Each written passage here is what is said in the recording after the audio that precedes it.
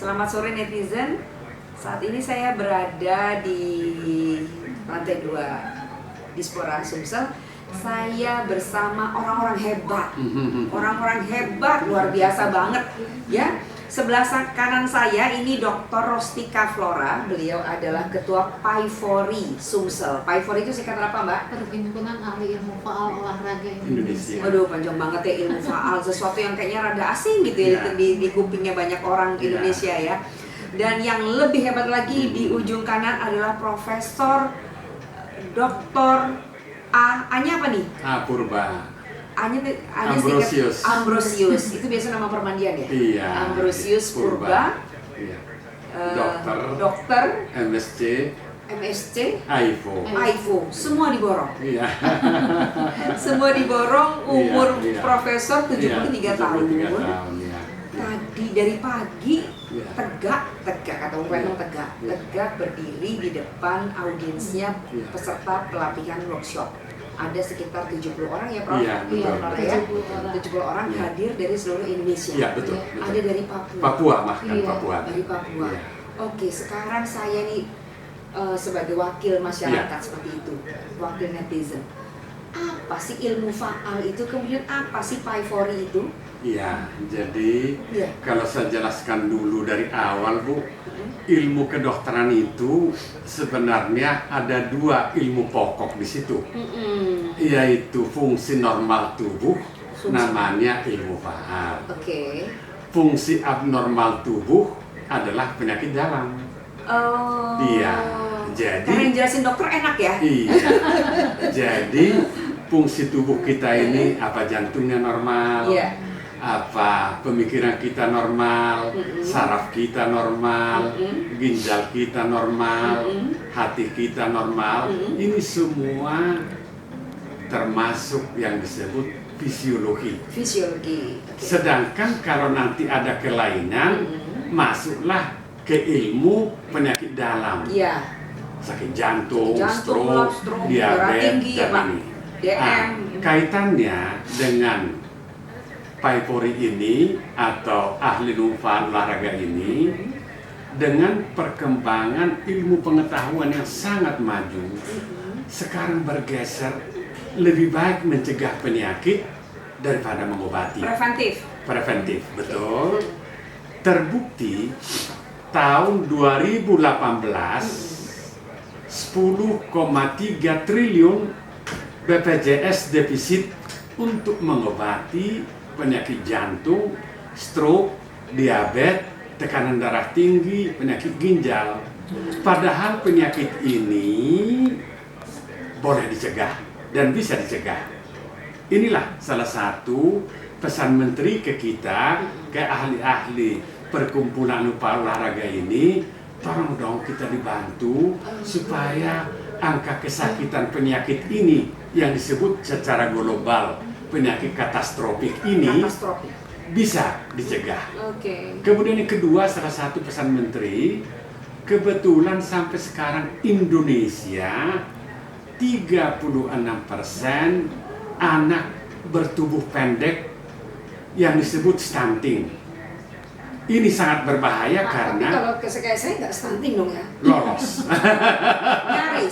Bertumbuh pendek itu pada Iya. saat dia dilahirkan Jadi atau saya setelah dewasa teruskan, gimana? bertumbuh pendek dalam arti di usianya Oke. yang sesuai begitu. Kalau ini udah bantet nih, Pak. Iya. Jadi kenapa ini sangat berbahaya? Ternyata anak bertumbuh pendek ini memiliki kecerdasan yang sangat rendah. Iya. Kemudian dia memiliki produktivitas yang sangat rendah nanti di kemudian hari. Dan kalau dia dewasa, sangat beresiko penyakit jantung, stroke, diabetes, dan tekanan darah tinggi begitu.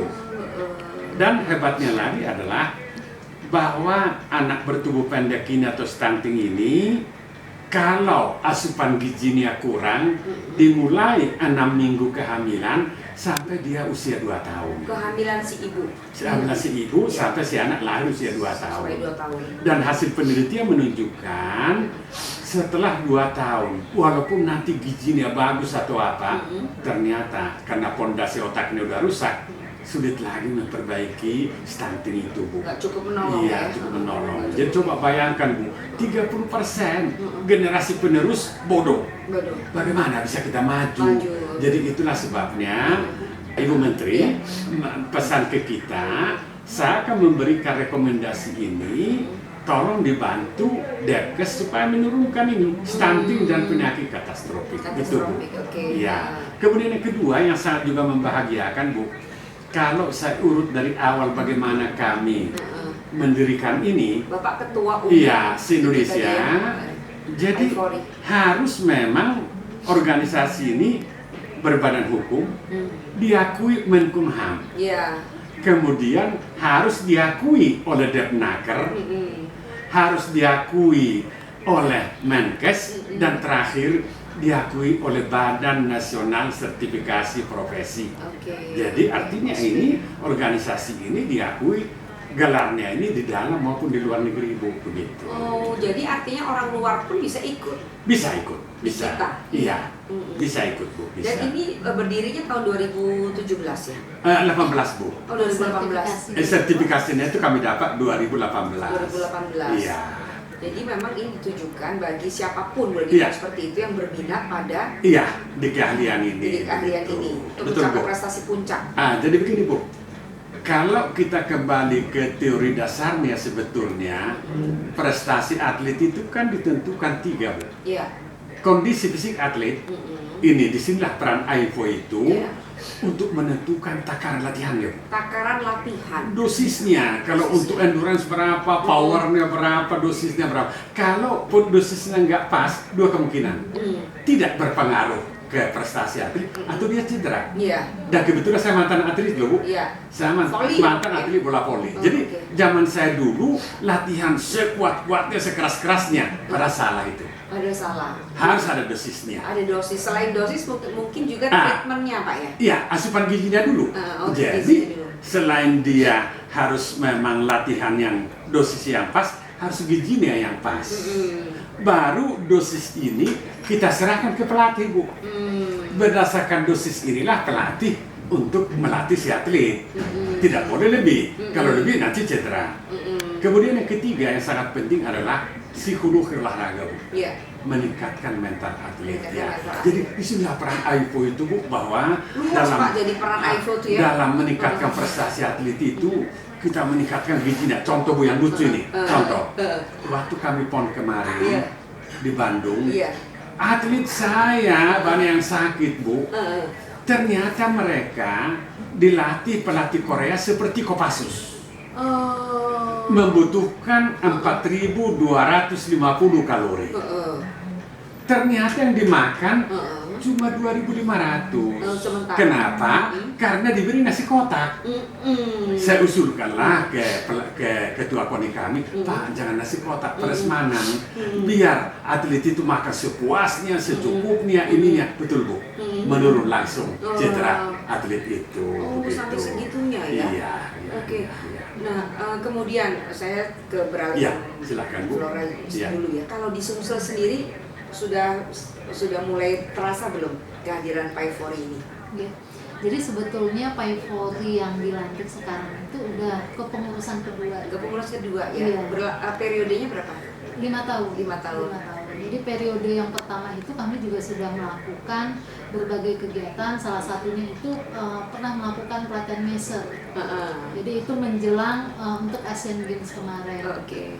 Jadi kami itu sebetulnya bertujuan untuk betul-betul nih, ini Palembang ini kan merupakan kotanya atlet, Iya. Provinsi Sumatera Provinsi Selatan, olahraga. Provinsi Ya, betul. olahraga, Provinsi olahraga. betul.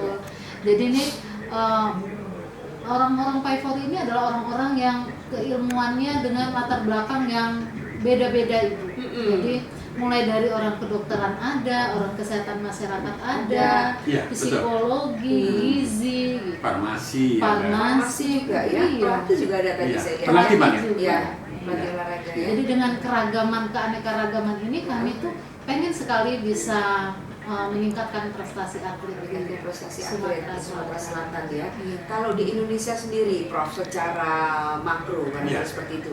Seperti apa juga kehadiran Paivory? Apakah sudah dianggap oleh pemerintah? Iya, begini Bu, sejarahnya itu sebetulnya. Jadi pada awalnya AIFO itu, Alfa Olahraga itu dilahirkan di Bali pada 2004 karena waktu itu saya ketua umum Bu, Ikatan Ahli Mupal Olahraga Indonesia. Dia anak buah saya profesor dari 300 orang barangkali itu ya. Saya ketuanya di situ. Salah satu amanat Kongres Ikatan Ahli Mupal Olahraga Mupal Indonesia itu bagi mereka yang meminati olahraga diberi ahli mupal olahraga. Bagi mereka yang meminati ergonomi, ahli ilmu pal ergonomi. Bagaimana sih kursi yang enak? Bagaimana duduk di pesawat yang bagus?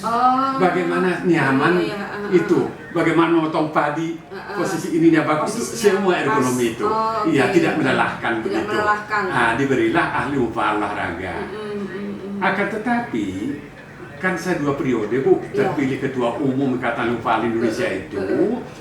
Waktu di Medan dibuatlah ada aturan baru oleh pemerintah, tidak boleh lagi perhimpunan memberikan gelar ini. Jadi yang boleh memberikan gelar itu sebagai contoh Bu, ahli bedah. Itu bukan dari pendidikan Bu, diberi perkumpulan bedah. Ahli penyakit dalam diberikan oleh perkumpulan penyakit dalam. Dengan aturan yang baru, pendidikan bedah, penyakit dalam harus dilakukan oleh universitas.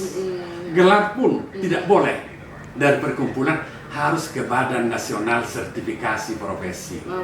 Jadi yang boleh memberi gelar keahlian itu hanya Badan Nasional Sertifikasi Profesi. Sejak itulah kami urus Bu perhimpunan ahli olahraga ini yang diakui negara secara resmi Bu, begitu. Jadi memang kehadirannya boleh dibilang berproses. Iya, udah lama. Terlibat di atlet kan Bu. Di mana-mana terlibat. Iya. Saya aja di KONI dari tahun 80 Bu. Iya, sampai sekarang. Bapak umur 73 loh, netizen masih bugar seperti ini, masih lari dari jam 5 pagi sampai jam berapa Pak? Iya, sampai jam 6. Sampai jam 6, berapa ratus meter? Aduh, nggak tahu meternya jauh. Lari pelan, betul gitu ya? Karena cepat, karena beliau menemukan begini Bu, ini juga bukan olahraga nih. Gimana Pak? Jadi kalau untuk sehat itu, kita lambat dulu, kemudian cepat, lambat dulu. Beliau menemukan Bu, udah kita berikan ke WHO. Itu yang membuat lebih sehat. Jadi bukan begini Bu, lari biasa gitu, tidak. Jadi ini agak lambat, cepat, lambat, cepat. Itu luar biasa. Membakar.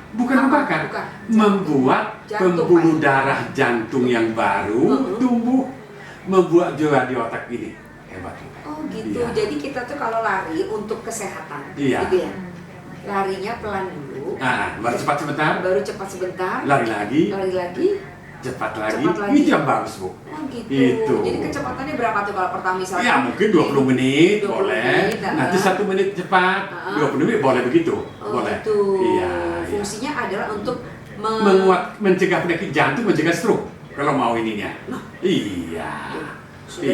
Dan yang menemukan di beliau. Sudah menjadi hak paten di WHO. Iya. Udah kita kirim semua Bu ke WHO kemana begitu. Apa istilahnya? Bagaimana? Apa istilah dari penemuannya itu? Oh, hipoksia intermittent. Hipoksia? Iya, hipoksia intermittent. Jadi ada gen hipoksia itu di jantung itu namanya HIF1 alpha. Jadi pada saat hipoksia dia malah merangsang vaskularisasi, jadi pembentukan pembuluh-pembuluh darah cabang baru tumbuh. Tumbuh hebat itu Bu. Iya. Kalau setahu saya hipoksia kita kekurangan oksigen kalau naik dibuat kekurangan, tapi tidak terlalu kurang. Dibuat kekurangan tapi tidak terlalu kurang. Iya. Terus apa kaitan dengan tadi Bapak bilang? Iya. Kalau kita habis olahraga jangan lupakan itu makan bakso. Nggak boleh makan bakso. harus dilupakan. Alasannya kenapa? Makan bakso bukan tahu. Karena begini Bu. Jadi kalau kita olahraga itu kan gula di darah kita kan habis. Bukan habis lah, berkurang. Otomatis kita lapar nih. Dengan lapar kan nafsu makan meningkat. Meningkat ya. Jadi kalau empek 1 mangkok, bukan 1 mangkok, bisa 3 mangkok. Karena semua nanti usus kita mengisap itu begitu lagi. Itu masalahnya. Jadi beda dengan makan biasa kan. Jadi justru kita anjurkan minum air putih yang banyak. Dengan minum air putih yang banyak itu ginjal kita dikuras jadi tidak kencing batu lah gitu. Oh gitu ya. Itu juga kunci sehatnya Prof ya kali ya. Iya, saya lakukan. Pak, lari? Ini jogging ibu. Kalau saya melarikan diri. Jadi mah nggak sempet lagi jalan. Iya, Kalau iya. jalan Pak untuk umur Iya. sesaya malu saya. Atau gini aja Bawa Bu, aja. gampang kok. Hah. Beli sepeda diam di rumah. Pak, kalau udah ada alatnya pasti kita malah nggak main. Pakai video.